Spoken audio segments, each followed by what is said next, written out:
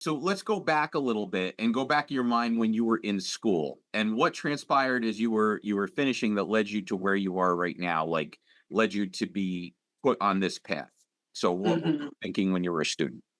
Okay, so we would probably have to go actually into maybe my second year of chiropractic school, which at that time I was at Life University. So I was one of those students who got caught up in the whole loss of accreditation, right? And Ah, so wow. that situation, as well as some personal things that were going on in my life, it was at that time that I actually became Muslim. Okay. And so fast forward to transferring to Logan University, where I actually finished and graduated. That final trimester, which I think is like 13th trimester, we had a business class. And during that class, one of the chiropractors that they had come in and start discussing the business aspect of chiropractic with us started to really drive us to think about what type of patients we wanted to see. And I remember him specifically because he used a phrase that I've always kind of kept with me, that there can be riches and niches, right? And this was his way of really kind of putting it in our minds that you might want to separate yourself from the rest of the chiropractors. And some of the examples he gave at that time were sports chiropractic, those who would only focus on personal injury or car accidents.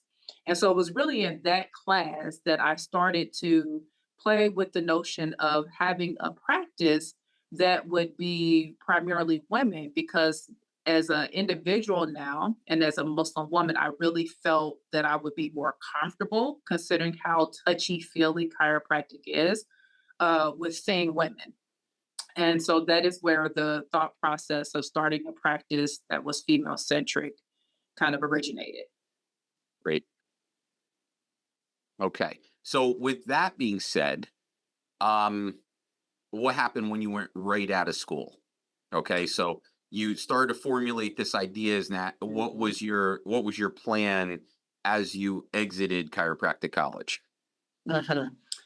So upon exiting, again, I knew that my comfort level was going to be with working with women, but I didn't want to initially actually start my own practice. And I think this was just being a little bit naive that I didn't realize that being an associate wouldn't really allow me to practice the way that I wanted to practice.